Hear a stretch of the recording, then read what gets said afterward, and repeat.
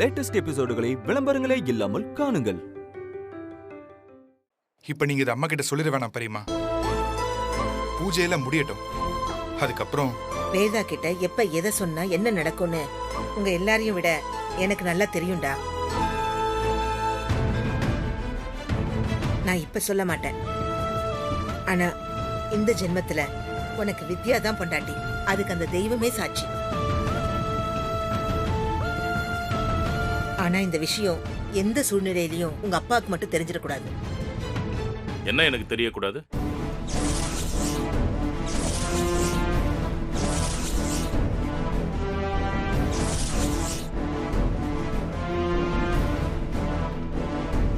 சொல்லுங்க, என்ன எனக்கு தெரியக்கூடாது? என்கிட்ட ஏதாவது மறைக்கிறீங்களா? அப்படிலாம் ஒண்ணும் இல்லப்பா. அப்புறம் என்ன? எல்லாரும் ஏதோ பதட்டமா இருக்க மாதிரி தெரியுது.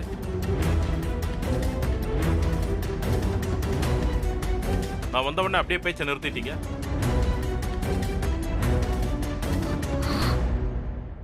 வித்யா,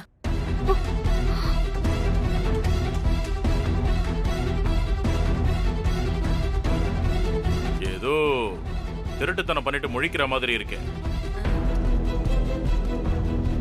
வித்யா, என்னாச்சுமா? ஒண்ணும் இல்ல மாமா. நீங்க அத்தை கூட சண்டை போடாம இருக்கிறதுக்கு ஒரு பூஜை பண்ணணுமா? அத உங்களுக்கு தெரியாம உங்க பசங்களை செய்ய சொல்றாங்க. அதான். நான் உங்க தங்கச்சி கூட சண்டை போடாம இருக்கிறதுக்கு பூஜை? நீங்க யாகமே வளர்த்தாலும் எங்க சண்டையை சரி பண்ண முடியாது.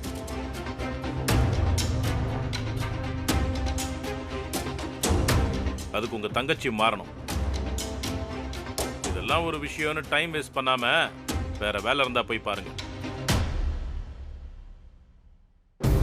வித்யா, குங்குமம் குங்குமம்.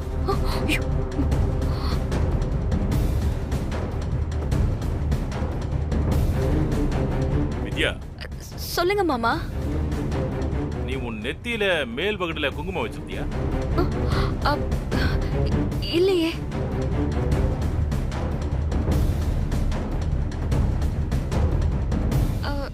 இல்ல மாமா. இல்லையே, குங்குமம் வச்சிருந்த மாதிரி தெரிஞ்சது. இல்ல, நீங்க வேதாக்கு குங்குமம் வச்சுட்டீங்கல்ல, அந்த ஞாபகத்துல சொல்றீங்கன்னு நினைக்கிறேன். கல்யாணம் ஆகாத பொண்ணு, அவ எப்படி உச்சி வகட்டுல குங்குமம் வைக்க முடியும்? ஓ, உங்க கற்பனைக்கு ஒரு அளவே இல்லையா? போங்க.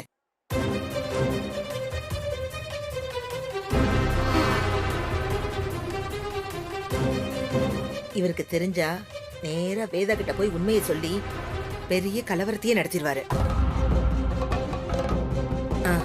அதனால நீங்க எல்லாரும் தயவு செஞ்சு கொஞ்சம் எச்சரிக்கையா இருங்க.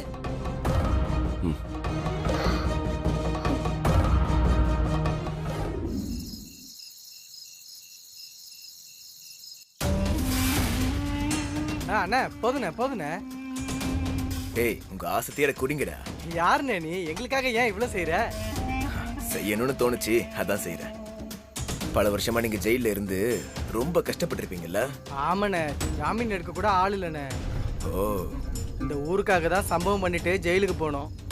இப்ப ஒருத்தனும் எங்களை கண்டுக்க மாட்டேன்றான். அதான் நான் பண்றேன்ல. குடி மட்டும் இல்ல, வேற ஒரு முக்கியமான விஷயமும் உங்களுக்காக காத்துக்கிட்டு இருக்கு. என்னண்ணே? ஒரு பொண்ணு இருக்கா. பொண்ணா? எங்க? அத நான் சொல்றேன், நீங்க முதல்ல குடிங்க. ஆள் எப்படி இருப்பானே? நீங்க அடிச்ச சரக்க விட செம்ம போதையா இருப்பா. அந்த வீட்டுல அவ மட்டும் தனியா தான் இருப்பா.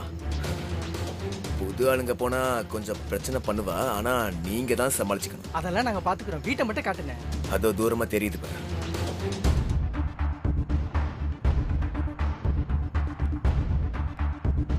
மனுஷா, நான் போய் சாப்பாடு வாங்கிட்டு வரேன். பார்த்து பத்திரமா இருண்ண. கதவு பூட்டிக்கோ. பாய். சீக்கிரம் வந்துரு கார்த்திக். சரி மனுஷா, போயிட்டு வரேன்.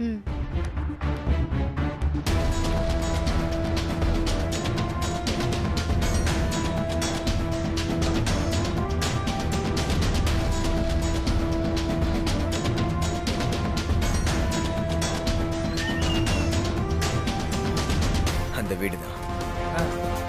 அந்த வீட்டுல அந்த பொண்ணு தனியா தான் இருப்பா. நீங்க போய் என்ஜாய் பண்ணலாம். அதெல்லாம் நாங்க பாத்துக்கிறோண்ணே. அதுக்கெல்லாம் சரியான ஆள் ஒருத்தர் இருக்கான். அவளை நாங்க பாத்துக்கிறோம். டேய் சீக்கிரம் குடிங்கடா.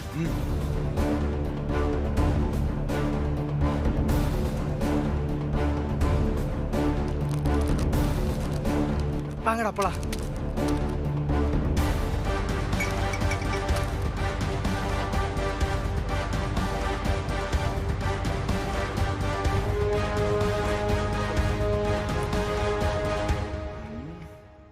ஹே மானசா, என்னையா வேண்டான்னு சொன்ன? இன்னையோட உன் வாழ்க்கை நாசமாக்க போகுதுடி.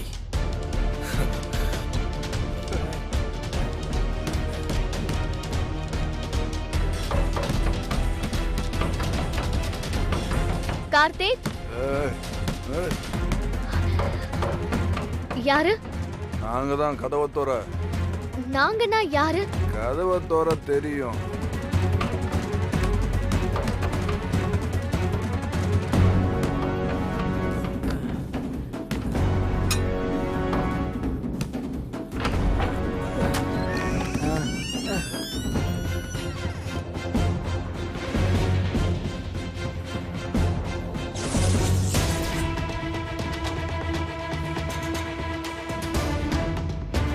டேய், யாரா நீங்க? உங்களுக்கு என்ன வேணும்? நீதான் வேணும். ஆமா.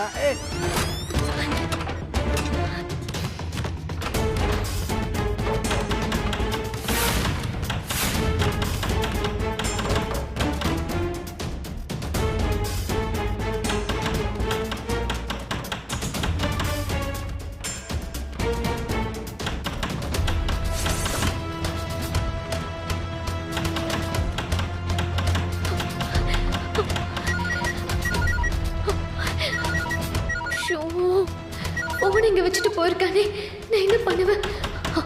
சஞ்சய் எனக்கு கால் பண்ணுவோம். கதவை தோற.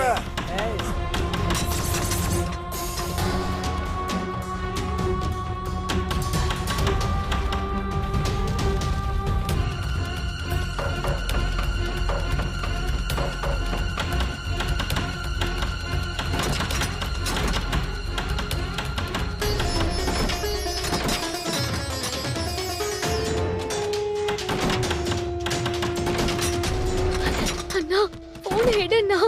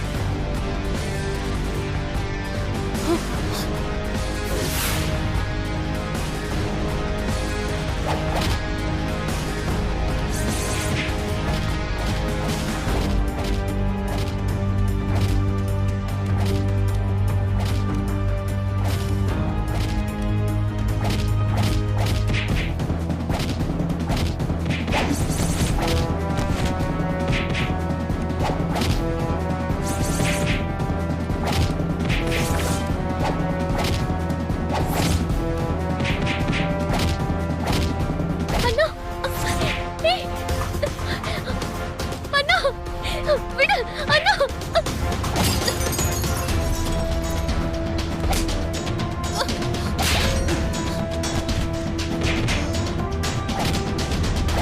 சஞ்சய், ஒருத்தரையும் விடாத.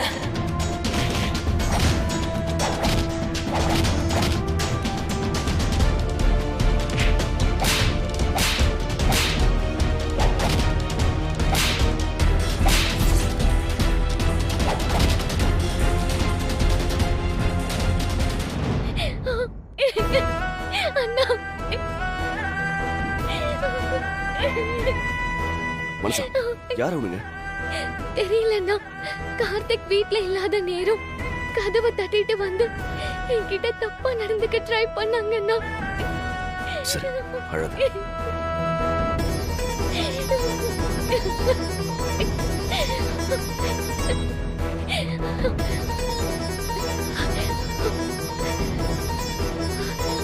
அம்மா நில்லு.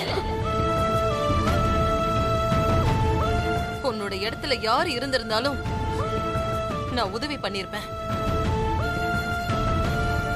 இப்ப உனக்கு உதவி பண்ணதுனால உன்னை நான் ஏத்துக்கிட்டேன்னு தப்பா நினைச்சுக்கிட்டு என்ன நெருங்கி வராத. உனக்கு எனக்குமான உறவு எப்பவும் முறிஞ்சு போச்சு.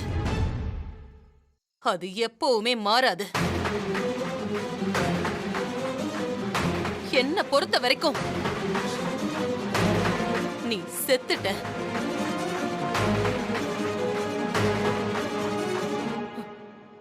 மனசா, மனசா, என்னாச்சு மனசா? ஒரு பொண்ணுக்கு தாலி கட்டிட்டா மட்டும் பத்தாது, அவளை பாதுகாப்பா வாழ வைக்கவும் தெரியணும். அது முடியலனா நீ எல்லாம் வாழ்றதே வேஸ்ட். சஞ்சய், கிளம்பலாம்.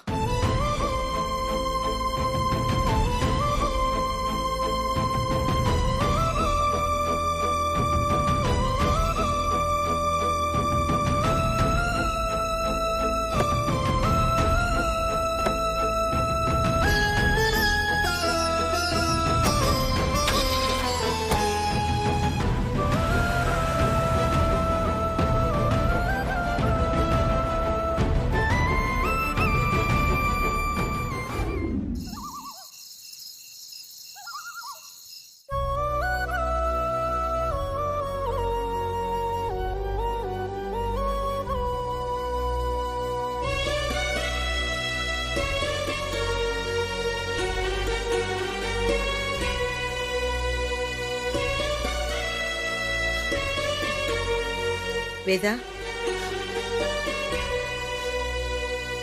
சஞ்சய் நடந்த எல்லா விஷயத்தையும் சொன்னான்.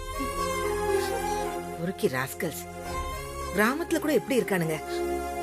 நல்ல வேலை வேதா, நீங்க 2 பேரும் சரியான நேரத்துக்கு போனீங்க. இல்லனா மானசாவுக்கு என்ன ஆயிருக்குமோன்னு யோசிக்கவே பயமா இருக்கு. கஷ்டம்னா என்னன்னே தெரியாம வளர்ந்தவ. ஒரே ஒரு பொண்ணுங்கிறதுனால நான் ஒரு பக்கம் அவர் ஒரு பக்கம்னு பாசத்தை கொட்டி வளர்த்தோம்க்கா. ஏங்கா, அவளுக்கு நாம எந்த குறையும் வைக்கலையேக்கா. அப்படி வளர்ந்தவ இன்னைக்கு நடு ரோட்ல காப்பாத்த யாருமே இல்லாத அனாதை மாதிரி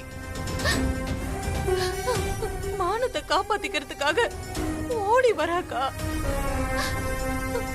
அத பார்க்கும்போது ஒரு நிமிஷம் இதயமே நின்னு போன மாதிரி இருந்ததுக்கா.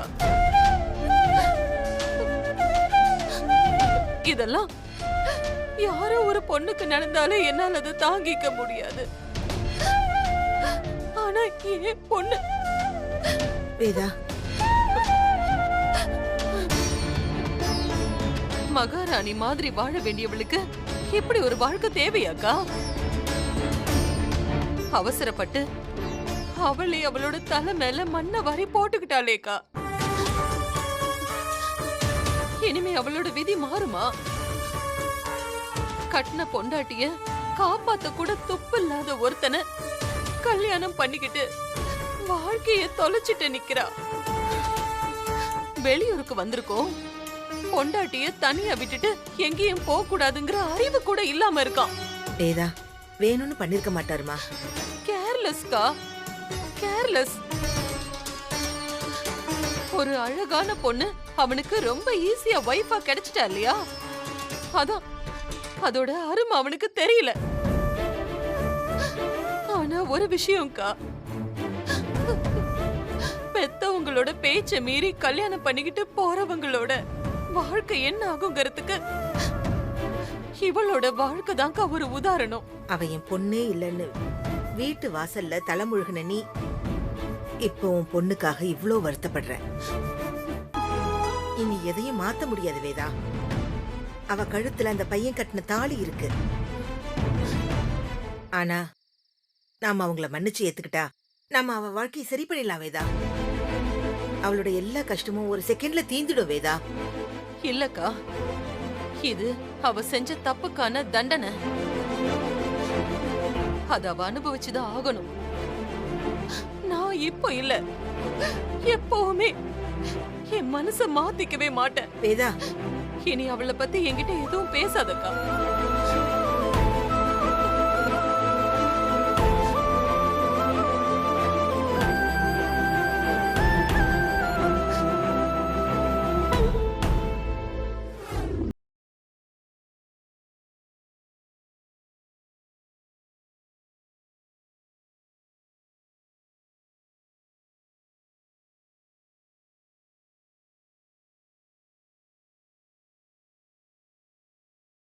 வாங்கிக்க முடியலப்பா.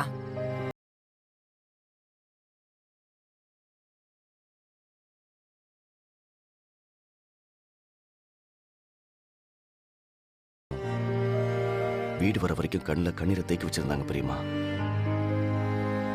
வெளிப்படையா அழக்கூட முடியாத நிலைமை. என்னாலே உங்களுக்கு ஆறுதல் சொல்ல முடியல. தன் பசங்க கஷ்டப்படுறத பாக்குற எல்லா பேரண்ட்ஸுக்குமே அந்த வலி இருக்கும்பா. பேரண்ட்ஸோட பேச்சை மீறி பசங்க கல்யாணம் பண்ணிக்கிட்டு போனா அது பேரண்ட்ஸை எவ்வளோ அஃபெக்ட் பண்ணுன்னு நான் தினம் தினம் அம்மாவை பார்த்து தான் தெரிஞ்சுக்கிறேன். அவங்கள பார்க்கும்போதெல்லாம் மானசா விட நான் பெரிய தப்பு பண்ணிருக்கேனே. அது அம்மாவுக்கு தெரிஞ்சா அவங்க நிலைமை என்ன ஆகுன்னு பயமா இருக்கு தெரியுமா. அவங்களை ஏமாத்துறோமேன்னு ரொம்ப கில்ட்டியாவும் இருக்கு. நடந்து முடிஞ்சதை பத்தி பேசி இனி எந்த பிரயோஜனமும் இல்லடா. இனி எந்த சிச்சுவேஷன்லயும் உனக்கும் வித்யாவுக்கும் கல்யாணம் ஆன விஷயம் வேதாவுக்கு தெரியவே கூடாது. அதுல நீங்க ரொம்ப கவனமா இருக்கணும். அது தெரியாமலேயே நீங்க ரெண்டு பேரும் எப்படி சேரணும்னு தான் நம்ம யோசிக்கணும். சரி, ஒரு பரிகாரத்துல எப்படியோ நாங்க தப்பிச்சிட்டோம். சாமி பிரீத்தி ஏத்துக்கலன்னு ப்ரூவ் ஆயிடுச்சு. அடுத்து இன்னும் 2 விஷயம் இருக்கு பெரியம்மா. தப்பி தவறி சாமி அவளுக்கு மாலை எடுத்து போட்டுட்டா அவ்வளவுதான். அதுக்கப்புறம் அம்மாவோட முடிவை யாராலையும் மாத்த முடியாது. நீ ஒண்ணு கவலைப்படாதடா. உங்க உறவு அந்த சாமி போட்ட கணக்கு, அது தப்பாகாது. இந்த கோவில் விட்டு போகும்போது பிரீத்தி உன் லைஃப் விட்டு போயிடுவா. கண்டிப்பா ஏதாவது ஒரு அதிசயம் நடக்கும். நீ கவலைப்படாத, சரியா? சரி சரி, வா சாப்பிடலாம். வா, நீங்க போங்க, நான் வரேன்.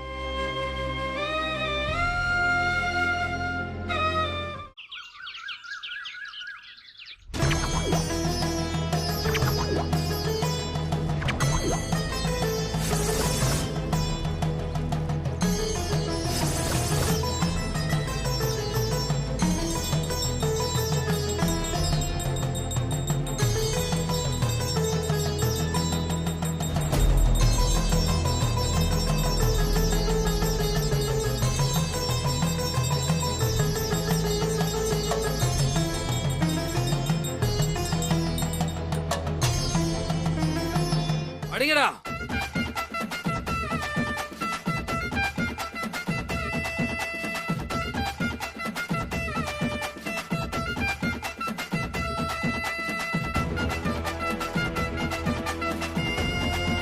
கூப்பிட்டோன்னே வர சாமி ஏன் இவ்வளவு நேரம் ஆகியும் வரல? எதுவும் தெய்வ குத்தம் ஆகி இருக்குமோ?